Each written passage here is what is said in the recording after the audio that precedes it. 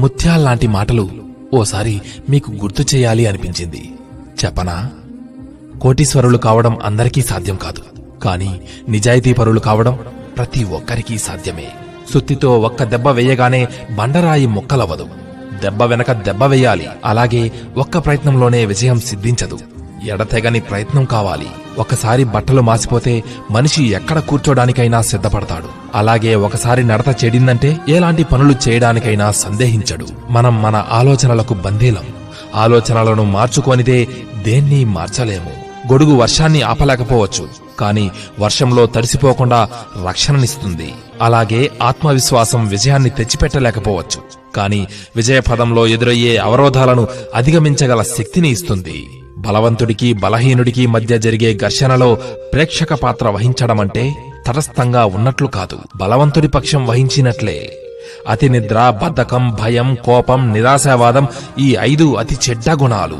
వీటిని పొరపాటున దగ్గరికి రానిచ్చామా జీవితంలో పైకి రావడం, సుఖపడటం జరగదు. అహంకారం ప్రతి ఒక్కరి నుంచి, ఆఖరికి భగవంతుడి నుంచి కూడా దూరం చేస్తుంది. ఉపాయాన్ని ఆలోచించేటప్పుడు రాగల అపాయాన్ని కూడా అంచనా వేయాలి. తప్పును ఈరోజు కప్పిపుచ్చుకోగలిగినా రేపటికి దాని పర్యవసానాన్ని మాత్రం తప్పించుకోలేవు. బలహీనుడిని బలవంతుడు కొడితే బలవంతుడిని భగవంతుడు కొడతాడు.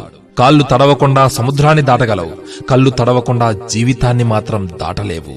పక్షులకి కొంత ధాన్యం, పశువులకి కొంత గ్రాసం, మనిషికి కొంత సాయం. ఇదే జీవితం. ఉత్తమ గుణాల వల్ల మనిషి ఉన్నతుడవుతాడు, కాని ఉన్నత పదవి వల్ల కాదు. శిఖరం మీద కూర్చున్నంత మాత్రాన కాకి గరుడ పక్షి కాలేదు కదా.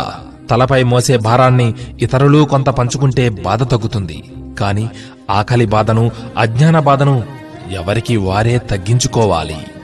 మంచివారు దూరం కావడం అంటే చెడ్డవారు దగ్గర కావడమే. అది దుఃఖానికి నిదర్శనం. మెరుగు పెట్టకుండా రత్నానికి, కష్టాలు ఎదుర్కోకుండా మనిషికి గుర్తింపు రాదు సుమా.